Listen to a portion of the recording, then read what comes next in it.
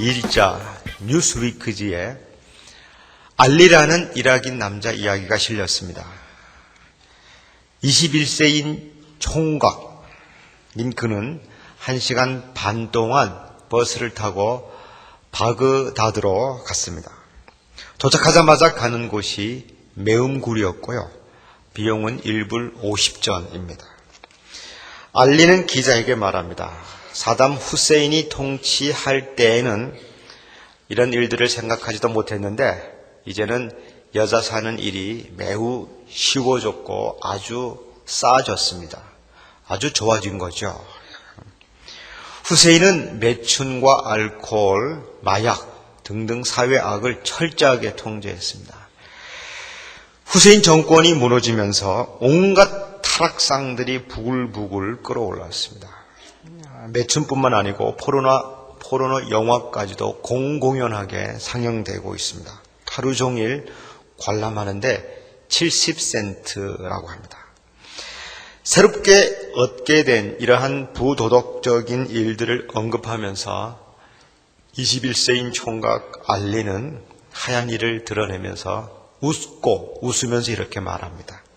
이제 드디어 우리는 자유를 얻게 되었다. 드디어 자유가 왔다고 말입니다.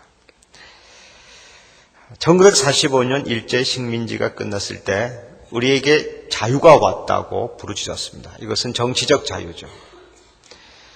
공산주의자들은 노동자들을 자본주로부터 해방시킨다고 주장했습니다. 이것은 유물론적인 자유죠. 수출입 관세가 완화 또는 철폐되었을 때에 자유무역의 시대가 왔다고 합니다. 경제적 자유죠.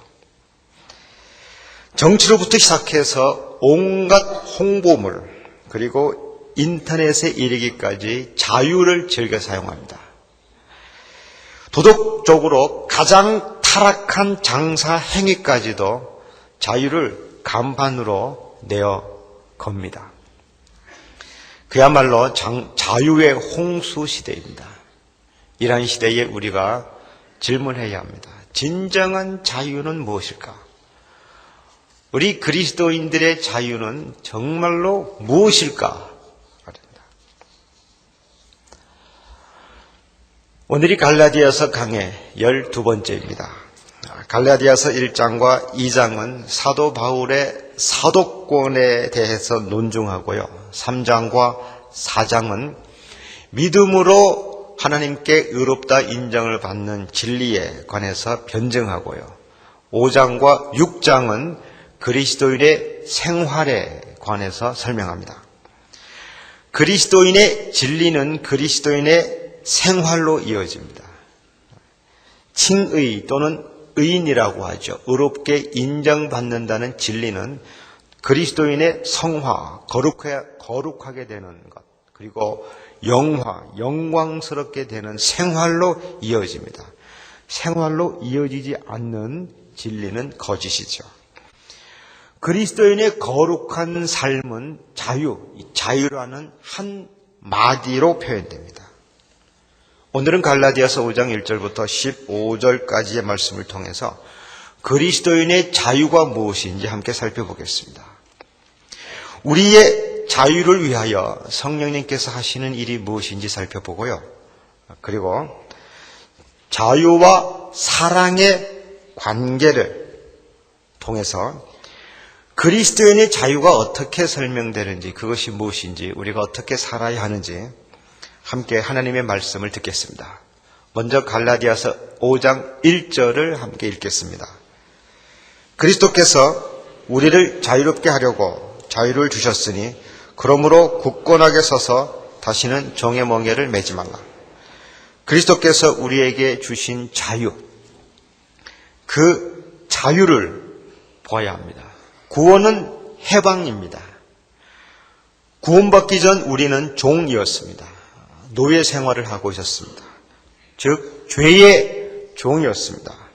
죄를 범하면 죄의 노예가 됩니다.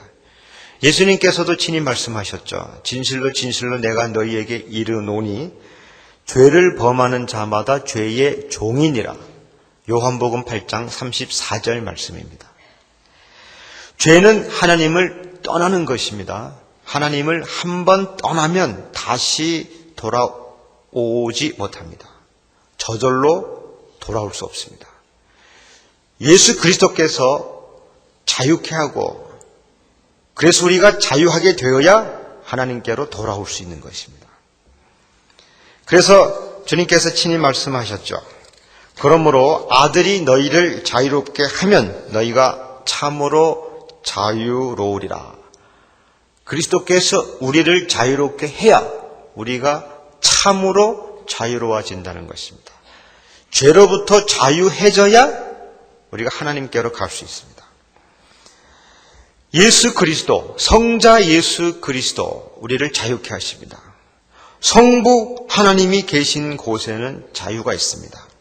고린도후서 3장 17절이죠. 주는 영이시니 주의 영이 계신 곳에는 자유함이 있느니라. 성령께서 하시는 일도 자유입니다.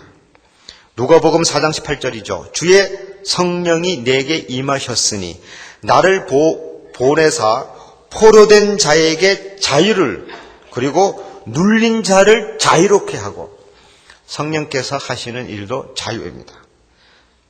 결론적으로 삼위일체 하나님은 서로 자유하십니다. 삼위일체 하나님의 존재 방식도 자유입니다. 삼위일체 하나님의 역사, 사역 하시는 일도 자유입니다.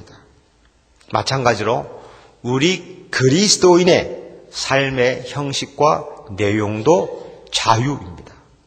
자유, 그 한마디로 우리 그리스도인의 삶을 설명할 수 있습니다. 성도 여러분, 자유의 반대말이 무엇이라고 생각하십니까? 부자유 또는 예속 또는 투옥 또는 포로입니까? 나름대로 일리가 있습니다. 그러나 성경적 진리, 그 본질적으로 설명하면 자유의 반대말은 죽음입니다. 생명은 자유이고 자유가 생명입니다. 자유의 반대말은 죽음이죠. 그리스도께서 우리에게 자유를 주신 것은 우리에게 생명을 주신 겁니다. 우리가 자유롭게 사는 것은 생명처럼 사는 것입니다. 율법적으로 사는 것은 겉으로는 산 것 같지만 속으로는 죽은 것입니다. 이렇게 그리스도께서 우리에게 주신 자유, 이 자유를 주께서 주셨음에도 불구하고 여전히 우리로 하여금 율법으로 다시 돌아가서 율법의 짐을 메고 율법 아래 갇혀서 살라고 유혹하고 가르치는 사람들이 있습니다. 거짓 종교들이죠. 은혜와 율법을 섞을 수 없지만 은혜의 율법을 섞으라고 가르치는 거짓 신앙들이 꽤 있습니다. 2절부터 6절을 보면 그들의 운명을 네 가지로 설명합니다. 3장과 4장에서 이미 선포된 것인데 다시 강조하죠. 첫째, 2절을 보면 너희가 만일 할례를 받으면 그리스도께서 너희에게 아무 유익이 없으리라. 율법주의자들은 그리스도가 아무 유익이 없습니다. 그리스도의 삶과 고난과 죽음과 부활이 율법주의자들에게는 아무 유익이 없습니다. 할례를 받는다. 할례 자체가 문제가 아니고 할례를 받음으로 하나님께 의롭다 인정받는다. 할례를 받음으로 거룩한 백성으로 인정받는다고 생각하는 바로 그 생각, 그 종교는 거짓입니다. 그래서 율법을 지킴으로써 하나님께 의롭다 여김을 받으려고 하는 것, 그런 사람들에게는 그리스도가 아무런 유익이 없습니다. 둘째, 3절을 보면 내가 할례를 받는 각 사람에게 다시 증언하노니 그는 율법 전체를 행할 의무를 가진 자라. 율법의 한두 개를 지켜야 한다고 주장하는 사람들은 율법 전체를 지켜야 할 의무가 있습니다. 율법 전체를 지켜야 한다는 것은 저주죠. 곧 죽음입니다. 셋째, 4절을 보면 율법 안에서 의롭다 함을 얻으려 하는 너희는 그리스도에게서 끊어지고 은혜에서 떨어진 자로다. 율법주의자들은 그리스도에게서 끊어지고 은혜에서 떨어진 자들입니다.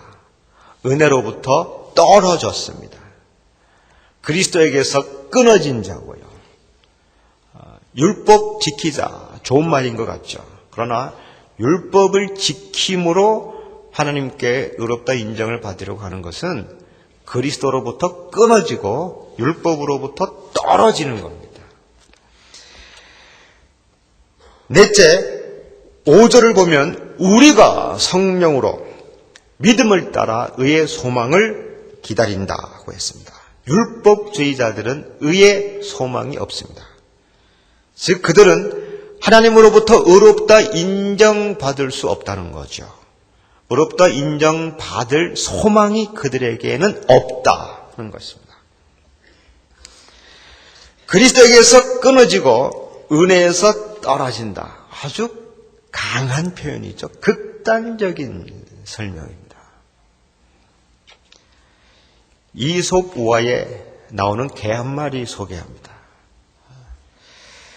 생선 한 토막을 물고 마을 밖을 갑니다. 마을 밖으로 갑니다.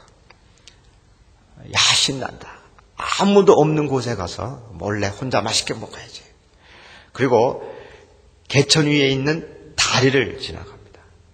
다리를 지나가다가 우연히 물 밑에 비친 모습을 보는데 거기에 개 한 마리가 있고 그 개도 생선 한 토막을 물고 있습니다.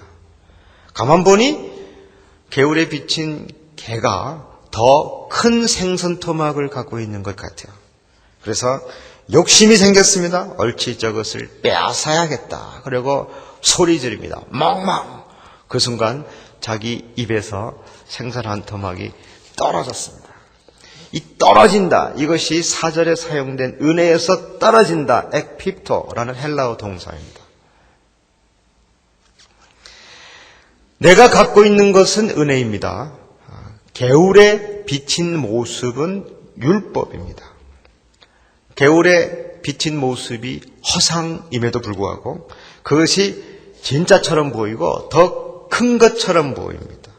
그래서 은혜를 받은 사람이 율법이라는 허상을 보고 그것이 더 좋은 것 같고 그래서 그것까지도 가지려고 한다면 결국 은혜가 떨어집니다. 은혜로부터 떨어집니다. 은혜와 율법은 함께 갈 수가 없습니다. 오직 은혜만이 진리고 은혜만이 자유이고요. 오직 은혜만이 생명입니다. 그러면 우리 그리스도께서 자유케 하신 우리, 그래서 은혜 안에서 자유롭게 사는 우리는 어떠합니까? 5절을 함께 읽을까요? 우리가 성령으로 믿음을 따라 의의 소망을 기다리노니 성령으로, 성령에 의해서, 성령으로 말미암아. 이 말은 육체로가 아니다 그 말입니다. 육체의 정욕이 아니고 탐욕이 아니고 율법적 의지가 아니고 오직 성령으로 말미암아 그 말이죠. 그리고 믿음을 따라, 이 말은 행위로가 아니고 율법을 지킴으로써가 아니고 오직 그리스도를 믿음으로 된다는 거죠. 의의 소망을 기다린다. 우리가 궁극적으로 옳다 인정받는 그 날을 기다린다는 것입니다. 의의 소망이죠. 이것은 종말론적으로 궁극적으로 이루어지는 구원이죠. 그리고 종말론적으로 궁극적으로 이루어지는 성화요. 그리고 궁극적으로 이루어지는 영화, glorification, 영화롭게 변하는 것. 그것을 소망하는 것입니다. 그리고 6절 함께 읽습니다. 그리스도 예수 안에서는 할례나 무할례나 효력이 없으되 사랑으로서 역사는 믿음뿐이니라. 그리스도 예수 안에서는 율법을 지키는 것이나 율법을 지키지 않는 것이나 별 차이가 없습니다. 아무 효력이 없습니다. 율법을 지킨다 또는 지키지 않는다. 율법 그 자체가 중요하지 않습니다. 율법을 지킴으로써 하나님으로부터 의롭다 인정을 받고 싶어하는 바로 그 생각, 그 종교가 틀렸습니다. 아무 효과가 없습니다. 다만 효과가 있는 것은 사랑으로서 역사하는 믿음입니다. 사랑으로서 역사한다는 것은 힘을 부여한다는 거죠. 움직인다는 겁니다. 일한다는 거죠. 사랑으로 일하는, 사랑의 에너지로 일하는 믿음. 그 믿음이 효과가 있습니다. 예를 들어서 안식일을 거룩하게 지키라 하는 율법이 있고요. 도둑질하지 마라, 살인하지 마라, 거짓말하지 말라 하는 율법 등등이 있습니다. 자, 이 율법이 우리를 변화시킵니까? 이 율법이 우리를 거룩하게 만듭니까? 이 율법이 우리를 살립니까?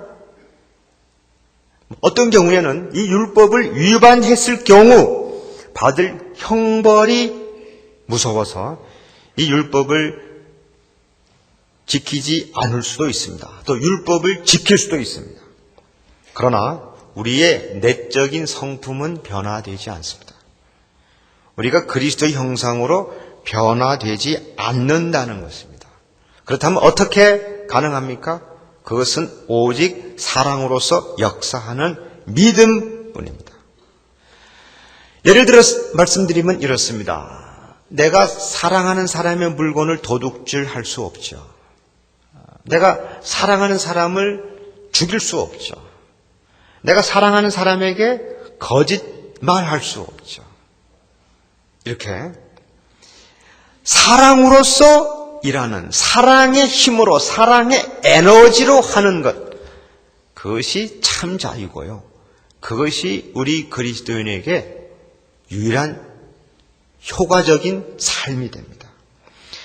믿음으로 사는 사람은 사랑의 힘으로 삽니다. 율법의 힘으로 사는 것이 아닙니다. 율법을 아무리 강조하고 부여해도 그것이 우리를 거룩하게 만들 수 없습니다. 오직 사랑의 힘으로만 가능합니다. 믿음으로 사는 사람은 사랑으로 의롭게 됩니다.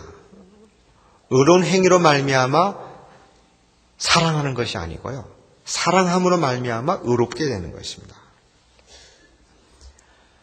사랑이 우리를 거룩하게 만드는 것이죠. 율법이 우리를 거룩하게 만드는 것이 아니고요.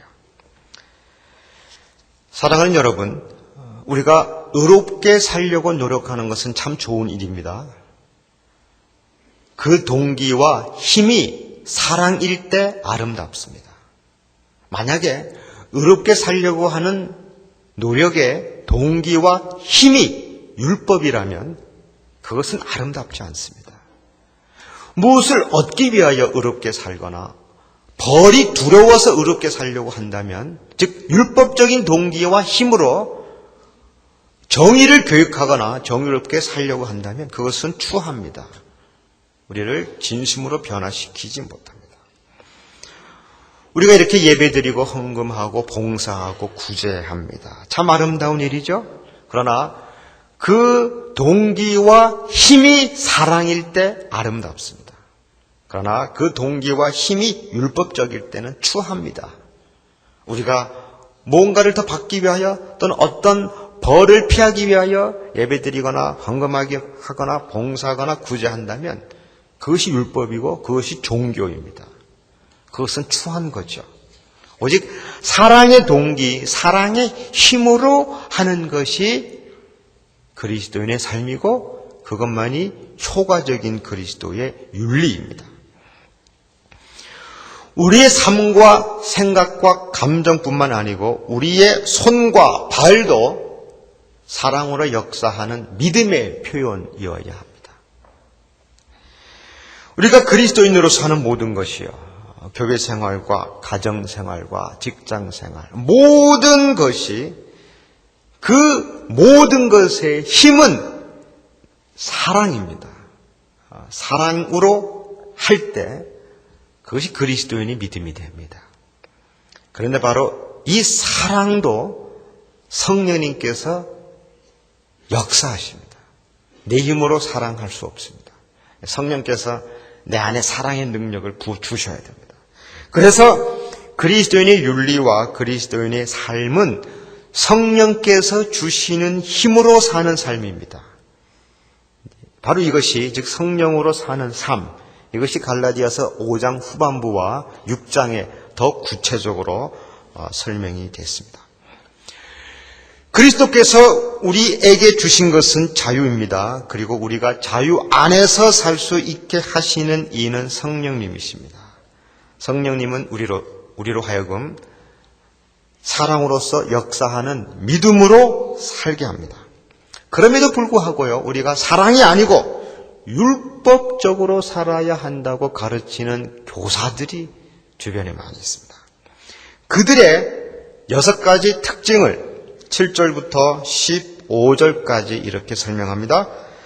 첫째, 7절을 보면 진리를 순종하지 못하게 하더냐. 그들은, 즉 율법주의자들은 진리를 방해하는 자들입니다. 둘째, 8절을 보면 그 권면은 너희를 부르신 이에게서 난 것이 아니니라. 그들의 가르침, 즉 율법으로 살라는 가르침은 하나님으로부터 나온 것이 아닙니다. 셋째, 9절을 보면 적은 누룩이 온 덩이에 퍼지느니라. 그들은 교회를 오염시킵니다. 율법주의자들은 교회를 정화시키는 것이 아니고 교회를 오염시킵니다. 넷째, 10절을 보면 너희를 요동하게 하는 자는 누구든지 심판을 받으리라. 그들은 결국 심판을 받게 됩니다. 그들의 주장이 어찌 할지라도 결국은 심판받게 됩니다.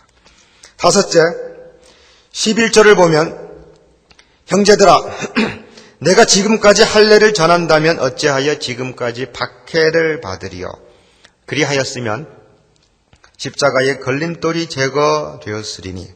그들은 은혜와 자유를 가르치는 사람들을 박해합니다. 뭐라고 박해합니까? 방종 또는 방탕 또는 자유주의라고 박해를 합니다. 십자가의 걸림돌이라는 말을 사용했죠. 그들에게는 십자가의 은혜가 걸림돌입니다. 그리스도의 십자가가 우리를 살리는 하나님의 사랑입니다. 이 진리가 율법주의자들에게는 걸림돌이 됩니다. 율법주의자들은 오직 십자가의 은혜, 뭔가 불완전한 것 같아요. 그래서 율법도 추가하죠. 그래서 오직 은혜만 가르치는 사람을 박해한다는 것입니다. 여섯째, 12절을 보면 너희를 어지럽게 하는 자들은 스스로 베어버리기를 원하노라. 율법주의자들은 결국 베어버림을 당합니다. 이것이 율법주의자들의 길입니다. 우리는 이 길을 가지 않습니다. 우리는 오직 사랑으로서 역사하는 믿음의 길을 갑니다. 우리는 그리스도 안에 있는 자유를 사랑하고 그 안에서 삽니다. 자, 어떻게 설명되어 있는지 13절, 14절 함께 읽습니다. 형제들아, 너희가 자유를 위하여 부르심을 입었으나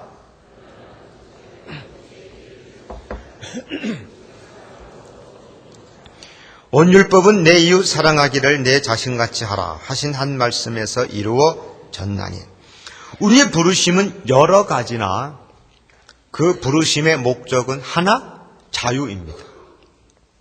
우리의 성품과 취향과 문화가 다르지만 목표는 하나입니다. 자유로 부르심을 받았습니다. 그런데 그 자유로 육체의 기회로 삼을 수 있습니다. 그래서 육체의 기회를 삼지 말라 권면하죠. 육체의 기회, 이것이 세상적 자유입니다. 육체적 자유, 탐욕과 욕망의 힘을 그대로 사용하는 자유죠. 그리스도인의 자유는 하나님의 뜻을 따르는 것이지만 이 세상적 자유, 육체적 자유는 내가 원하는 것을 무엇이든지 하겠다는 자유입니다. 그것이 육체의 기회로 삼는 거죠. 그리스도인의 자유는 하나님과 그리스도와 성령의 관계에서 비롯됩니다. 그러나 이 세상적 자유는 나 홀로 있기 원하는 자유입니다. 그리스도인에게 있어 자유는, 즉 개인적, 사회적, 심리적 자유는 하나님께서 그리스도 안에서 성령으로 말미암아 이루어 주시는 자유입니다. 그러나 이 세상적 자유는 자기의 의지와 욕심과 탐욕으로 만들어 가려는 자유입니다. 이것이 세상적 자유, 육체의 기회로 삼는 자유입니다. 그리스도께서 우리에게 주신 자유로 육체의 기회로 삼지 마십시다. 그리스도께서 우리에게 주신 자유로 이기적으로 살지 맙시다. 그리스도께서 우리에게 주신 자유로 쾌락을 추구하지 맙시다. 그리스도께서 우리에게 주신 자유로 죄의 종이 되지 맙시다. 그리스도께서 우리에게 주신 자유로 우리가 어떻게 살아야 합니까? 오직 사랑으로 서로 종노릇하라. 온 율법은 내 이웃을 내 자신과 같이 사랑하라. 이 한 말씀으로 성취되었습니다. 역설적이죠. 그리스도인의 자유는 종의 형태를 입고 있습니다. 자유하라. 그 자유로 종노릇하라. 역설적이죠. 이것이 그리스도인의 자유입니다.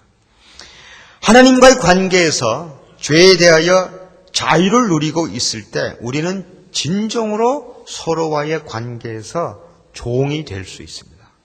이것이 진정한 사랑입니다.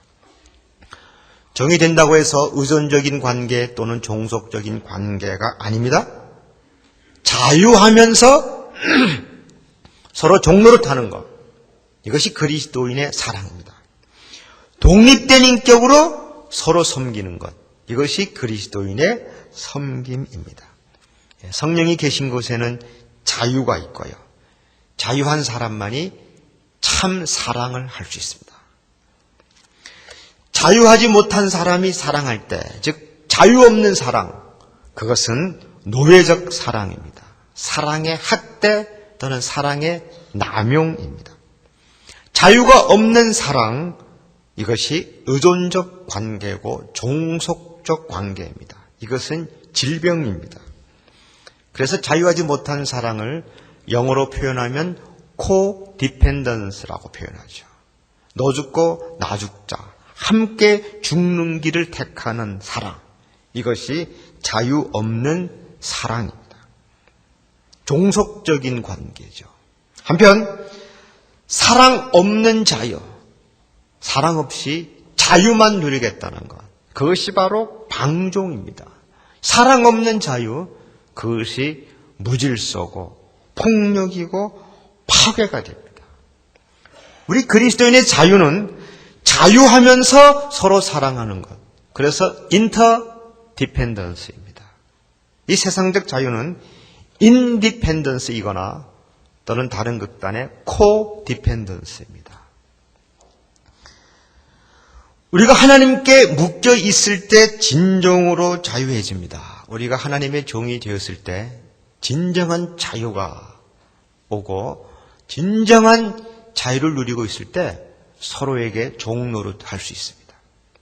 그래서 자유한 사람만이 다른 사람을 기쁘게 섬길 수 있습니다. 이 자유가 없는 사람은 다른 사람을 섬길 수 없습니다. 섬기면 자기가 불쌍해 보이고 비굴해 보입니다. 참 자유한 사람만이 다른 사람을 섬길 수 있죠. 어머니만이 자식을 섬길 수 있는 것과 같습니다. 우리가 이 세상의 힘에 묶여 있을 때 우리는 세상의 종이 되고 죄의 종이 되는 것이죠. 그래서 온 율법은 내 이웃을 사랑하라, 내 자신처럼 사랑하라, 이 한 말씀에서 성취되는 것입니다. 우리 그리스도인의 윤리적 덕목이 많이 있죠. 그 덕목에서 사랑의 동기와 힘을 빼면 어떻게 되는지 살펴볼까요? 사랑 없는 정의, 정의가 있지만 그 정의에서 사랑을 빼버리면 그것은 율법주의가 됩니다. 사랑 없는 믿음은 강한데 그 믿음에서 사랑을 빼버리면 그것은 이데올로기가 돼버리죠. 사랑 없는 희망은 있지만 그 안에서 사랑을 빼버리면 나르시즘이 돼요. 자기 중심성, 자기 착각이 됩니다. 사랑 없는 용서는 하되 사랑하지 않으면서 용서할 때 그것은 자기 비하입니다. 자기를 비굴하게 만드는 방법이죠. 사랑 없는 용기는 이때 거기서 사랑을 빼버리면 무모한 행위죠. 사랑 없는 구제는 하되 그 구제에서 사랑을 빼버리면 그것은 자기의, 그래서 낭비입니다.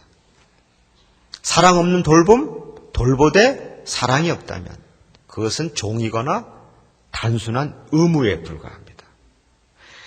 사랑 없는 충성하되 사랑을 빼버리면 그것은 노예적 삶이죠.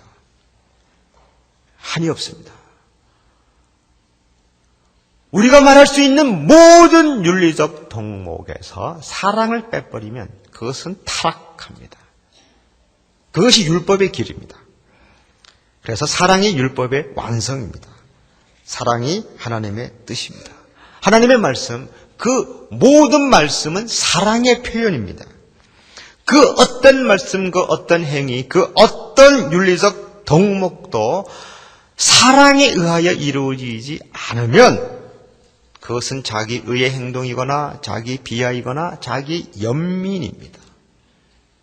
사랑하는 성도 여러분, 아직도 율법에 대하여 미련을 갖고 계십니까? 아직도 무엇을 지켜야 복이 오거나 무엇을 지켜야 화를 면하거나 또 무엇을 지켜야 의롭다고 생각하십니까? 이제 자유하십시오. 율법에 더 이상 미련 갖지 말고 언급도 하지 마십시오. 율법은 우리 마음에 아무것도 할 수 없습니다. 율법은 교회를 위하여도 아무것도 할 수 없습니다. 할 수 있다고 생각한다면 그것은 단지 착각일 뿐입니다. 오직 사랑으로 하는 믿음, 바로 이것이 그리스도인의 삶입니다. 성령께서 우리 안에 가능하게 하실 때 이루어집니다. 이것은 우리가 율법에서 자유할 때, 죄로부터 자유할 때 시작됩니다. 그렇기 때문에 사랑하는 여러분, 이제 자유를 누리십시오. 그리스도께서 우리를 자유케 하려고 자유를 주셨습니다. 굳건하게 서서 이제 다시는 죄의 멍에를 지지 마십시오. 그 자유로 육체의 기회를 삼지 말고요.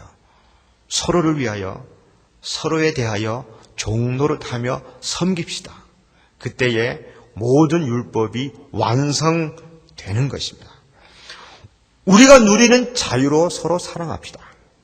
사랑하는 사람만이 참 자유를 보여주는 것입니다. 참 자유한 사람은 사랑하는 사람입니다. 자유, 성령, 사랑, 이 세 가지는 하나입니다. 이것이 그리스도인의 삶입니다. 이제 우리가 세상에 복음을 전할 때 참 자유를 전하는 것입니다. 복음을 전하지 않으면 참 자유가 없습니다. 우리가 복음과 함께 성령님의 능력, 우리를 자유케 하시는 능력, 그래서 사랑할 수 있을 때 하나님의 사람이 되는 것입니다. 이런 능력이 저와 여러분 가운데 가득하기를 바랍니다. 성령으로 역사하는 믿음, 그래서 사랑으로 서로 종노릇하는 그리스도인의 삶을 함께 증거하는 저와 여러분 되기를.